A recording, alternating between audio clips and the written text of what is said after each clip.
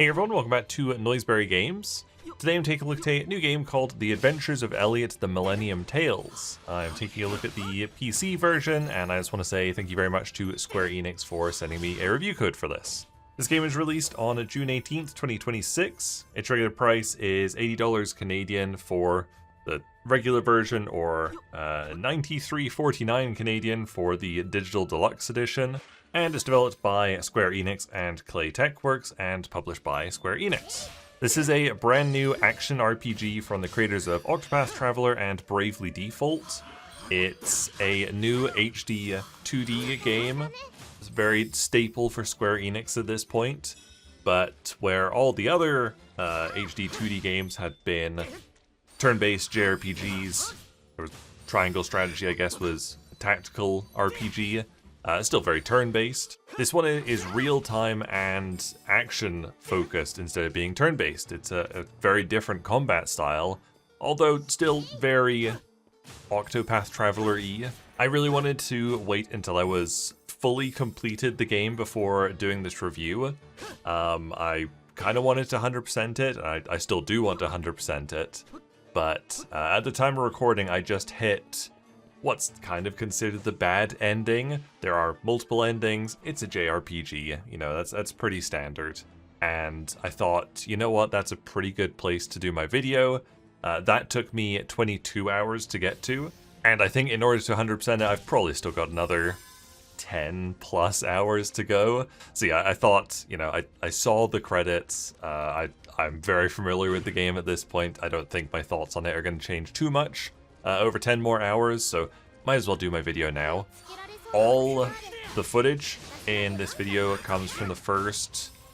I stopped recording footage after the first 10 hours. I'll probably mostly just have early game stuff in this video. But yeah, there's absolutely no footage after the first 10 hours. I was like, oh, I feel like I'm kind of getting close to the end at this point. I should stop recording now. And then I played for another 12 hours. In this game, you play as, surprise, surprise, Elliot, and he is an adventurer. As an adventurer, Elliot wanders the land, and he comes to the southeast corner of the kingdom, and is pretty much instantly recruited by the king to go check out these ruins. The king doesn't want to send his own soldiers to check out these ruins because basically outside of this, the capital city, various monsters and beasts roam the land, and they are not allowed into this city, so the king wants to keep his soldiers safe inside the city, but a wandering adventurer, perfect person to send out on a quest to go check out these ruins. The king's daughter, the princess, is the one who's responsible for basically having this force field around the city so that the beasts and monsters can't get in. She very quickly takes a liking to Elliot, and she puts an enchantment on his earrings, which allows her to converse with him. And when they form this bond, she is able to heal Elliot during combat, which is great. So Elliot explores the ruins, gets on very well with the king and the princess, so he does more tasks for them. Eventually there's a betrayal. The princess ends up falling into a coma, and Elliot has to go through this newly discovered doorway of time. And when he does, he arrives... I can't remember if it ever explicitly says, like, oh, this is like 100 years before. I don't think it does actually say the exact year amount, but he ends up at an earlier time in an earlier age. Basically, the age of Elliot is called the Age of Safekeeping, which is the spell that the princess uses to keep out the beasts is called the spell of safekeeping, so it's the Age of Safekeeping. When Elliot goes through the story of time, he ends up at the Age of Reconstruction, which is the time that humanity's very much at risk. You can go visit the city that you were in during the Age of Safekeeping, and when you get to it in the Age of Reconstruction, it's all in ruins. It looks very different, but you can still see the same landmarks that you'd seen in the Age of Safekeeping. And I thought that was so cool, going back in time to the exact same area of land, and you get to see you know, maybe like this little pathway that you'd explored before in the Age of Safekeeping is now blocked off because it's 100 years earlier. I don't remember how long it is. And during this time, obviously, the princess is indisposed and cannot talk to Elliot through his earrings and heal him. But Elliot finds a fairy called, very creatively, Faie. And so she becomes his companion from then on, and she can't heal him like the princess could, but she's able to use all sorts of very cool spells and abilities. And I won't go too much more into detail in the story, I think that's probably enough, but I will say you do get to go to more ages than just those first two I mentioned. The store page does actually say exactly how many ages there are in the game. I did not look at that before I played the game, so it was always exciting to me when I found a new one. So if you want to know how many ages there are, you can just go look at the store page. But there are more than the Age of Safekeeping and the Age of Reconstruction. This game plays very, very like older Zelda games. I think it's probably closest to A Link to the Past, which is a game I never actually finished, but A Link to the Past likes have kind of been cropping up recently. I just played another one recently called Pipistrello and the Cursed Yo-Yo. Such a good game, check that one out. And after playing that one and now The Adventures of Elliot, really makes me feel like I probably should actually finish A Link to the Past at some point. But I am familiar enough with those 2D Zelda games that I can see the very clear inspirations in this game. When you start out, you've just got a sword, and you can also block and later sort of parry with a shield. And you're basically able to equip a primary weapon and a secondary weapon. And I ended up rebinding my controls so that I could have attack with my primary weapon on right bumper, and attack with the secondary weapon on right trigger. Very Dark Souls controls, which is what I wanted, but it does have, I think you can fully customize your controls, or you can have 3 different control schemes. Basically what you want to do is you want to have a melee weapon, ideally on right bumper on your primary attack, and a ranged weapon on your secondary attack. So the melee weapons you can get, like I said, you start off with a sword, but you unlock a spear, you unlock a hammer, which obviously attacks slower but does more damage, and you also unlock, it's not a hook shot, but a sickle and chain, which is a little bit more range, but nothing, you know, it doesn't do damage very close to you. Pretty cool weapon types. For ranged weapons, this is where it's really Zelda. You get a boomerang, you get a bow and arrow, and you get bombs, and yeah, it's just very, very Zelda. Since I started off with a sword, I stuck with a sword for a while, and eventually I got an achievement for killing 200 enemies with a sword. And I was like, well, there's probably achievements for all the other weapon types too. So from that point on, I just switched to spear, got 200 kills with it, switched to hammer, got 200 kills with it. So it's really good that that achievement popped up because it did force me to use all of the weapons. Even the bombs, which I was like, how am I ever going to get kills with these? I've managed to get 100 kills with the bombs, and eventually, towards the end of the game, or for the last like half, after I'd got all those achievements, I stuck with the hammer as my melee weapon and the boomerang as my ranged weapon. Just liked those combinations. Like I said, Faie is able to get magical abilities. The first one she gets is fire. She just lights on fire, and if she bumps into enemies, she burns them and does damage. You can also use that ability if you're in a really dark cave. You can light the way. She can light torches as well, which can either just light up a room or sometimes used for puzzles. Very Zelda-y. She can also do like a wind sprint ability, where you've got that equipped, you hold it down, you run faster. I actually used that ability once when I learned it and then just never touched it again.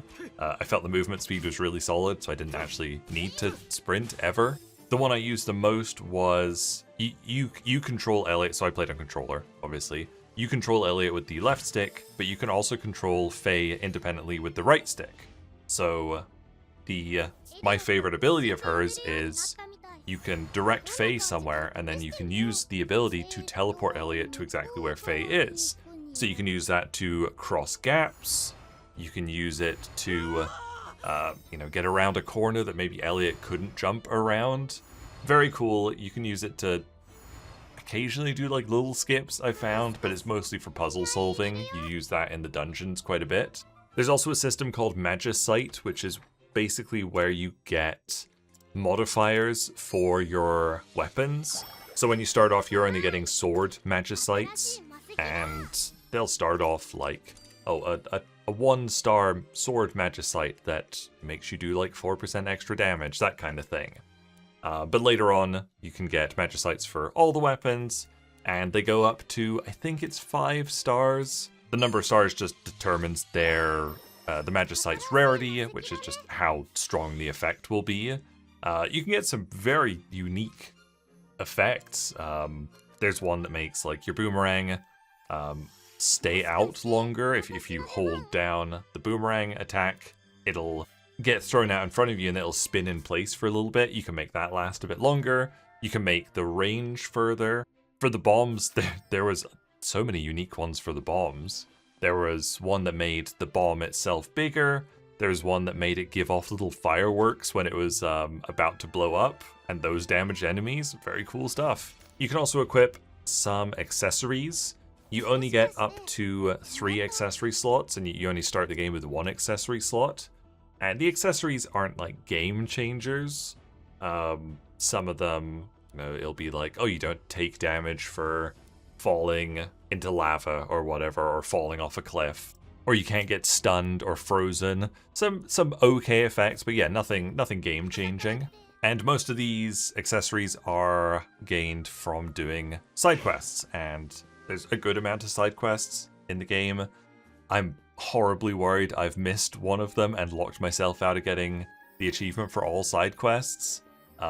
When you progress through the game, more side quests get unlocked, and you can go to your quest menu, and it'll have like a silhouette of a person, and it'll be like, oh, a person needs help in this area of the game in this age. And one of them, at the time of recording, they're all completed except for there's like 4 blank spots at the bottom, so I've got to get those unlocked at some point.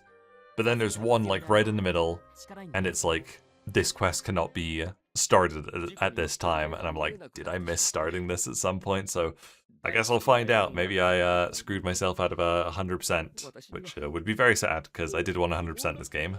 For the first like 5 hours, I was blown away. I was absolutely loving this game, and I went and opened it up on Steam, and I was kind of surprised to see that it was only sitting at mostly positive, and was only 74% positive.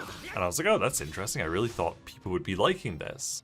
And as I was going on, I made some notes for myself, and this is a fantastic game, but it gets in its own way a lot, and I can see why some people rated it negatively, I guess. I wouldn't give it a negative rating. I think it is a really, really good game, but I can understand why some people don't think it is amazing. The first one for me, and this is, only going to be a minor thing for some people, but it's pretty major for me, is that you can't disable the chromatic aberration visual effect. I think that's, I don't know, that, motion blur, film grain, they're all just absolutely awful effects. And there's just no way to disable it in the game, unfortunately. Some games, if you turn down the post-processing effect to low, that gets rid of chromatic aberration. No setting for that in this game, unfortunately. Out in the open world, or, out in the land, you can't see it. But when you get into dungeons, or you're in cutscenes and dialogue, it's just so obvious, and it's just such a gross effect. I'm recording this 2 weeks after it came out. There's been a few requests for it on the Steam forums, but absolute radio silence from the devs. In fact, even though the game released in June, on June 18th, hasn't been updated since March 30th, and it hasn't had any post-release patches or anything yet, which is slightly concerning. But yeah, I've been keeping my eye on Nexus mods every day. Every time I start up the game, I go and refresh Nexus mods to see if anybody's managed to make a mod to disable chromatic aberration. Nothing yet, unfortunately. I really hope they add a setting for it, but that's a huge pet peeve for me, so I had to start off by mentioning it. This game has far too much story. There's so much story. I think probably like I don't know, like 40% of my playtime has just been watching cutscenes and listening to dialogue. The story's pretty cool, but it is just constant. It's it kind of makes me think of playing Pokemon Sun and Moon, where you can't take 10 steps without the screen fading to black and you have another set of dialogue. I even started skipping some cutscenes, especially the side quest cutscenes. I would like start a side quest and somebody would be like, "Oh, my wife loves flowers. She loves this particular flower," in like the first like 2 sentences of dialogue, and I'd be like, "Right, my quest is gonna be go to this place, kill a monster, get this flower." Skip the cutscene, it would give me like the side quest pop up. It'd be like, "Go to this place and get this flower." I'd be like, "Great, I didn't need a 5-minute cutscene to tell me that." Yeah, so much dialogue, so much story. I was surprised at how much there was, and it is far too much. It's all really well voiced. I played on Japanese voices, but yeah, there's far too much of it. Your companions talk so much, far too much. The princess isn't with you for that long, but she talks too much. Her voice isn't that annoying, so it's not as bad as the fairy, who is with you for the majority of the game. She talks constantly. There is actually a setting to lower her dialogue repetitiveness, I guess. You can change, it's like your companion's speech can be talkative or reticent. And there is really very little difference between them, unfortunately. And I switched it to reticent pretty early on. Didn't notice too much of a difference, a little bit, and I ended up having to go download a mod from Nexus Mods called Silent Faie, which disables as much of her little interjections as possible. Even with that mod on, she still talks too much for me. With the mod on, the worst part for me is when I open my map. Every time I open the map, she has this little thing she has to say. And the majority of the time when I fast travel to checkpoints, she says the exact same line. It's so annoying. I don't know. I wish you could like disable her voice completely, except for mandatory cutscene stuff. That's actually it for my negative comments. I had a couple other positive notes that I wanted to mention. This isn't something that I got to test out, but early on when you get access to Faie, and I think when you get her first magic power, the game tells you that co-op mode is now available. And you can play this game in co-op, where one person controls Elliot and one person controls Faie. And Faie does actually do very small amounts of damage to enemies if she bumps into them. So I was like, wow, what a cool idea. That is not something I thought this game would have or needed. But I think that's a really, really fun idea to have co-op in this game, especially, you know, if you wanted to play it with a kid, them floating around you as Faie, doing various magical abilities. Very, very cool. I thought that was a great idea. And I also wanted to say that the boss fights in this game are so good. You'll regularly finish a dungeon and come across just like kind of a regular kind of boss, and like the normal bosses, I guess they're sort of mini bosses, they get reused a few times. Like you'll fight this chicken boss who shoots whirlwinds. I think I've fought him like 3 times at this point. Still a good boss, but the major bosses are so good. There was one where you have to fight this giant frog, and he would jump out of the water and he would like start sucking in air like he's trying to suck Elliot in. And I was like, oh, obviously you gotta throw a bomb into his mouth and make him explode. And yeah, that is what you do. But he was such a good boss. I was really blown away by the major story bosses of this game. They're so good. I guess I will also say I was hoping it would be a slightly more Souls-like than it is, just in terms of combat. You can attack, you can shield, you can parry, and you can also jump, but you can't dodge roll. And I am like constantly just muscle memory trying to dodge roll an enemy attack and just like jumping in front of them and getting smacked around. I do think I would love if there was a dodge roll. It would probably trivialize the combat because it is a little bit slower paced, a little bit more methodical.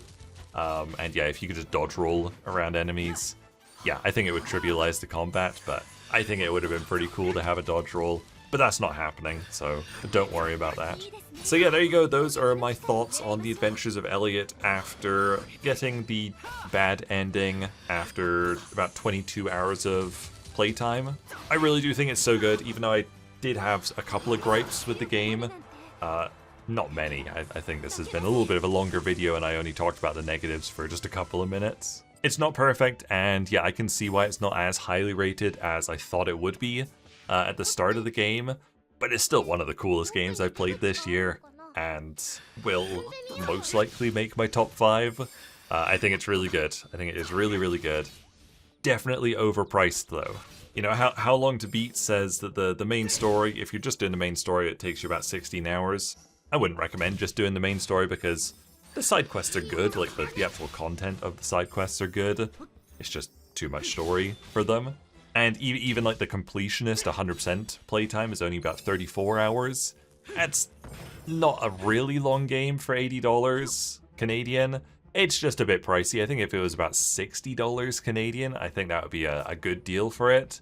It is overpriced, but it is really, really good. There you go, that was a look at the Adventures of Elliot. Thank you guys very much for watching. Make sure you leave a like and subscribe if you enjoyed this video, and I'll see you guys later. Bye!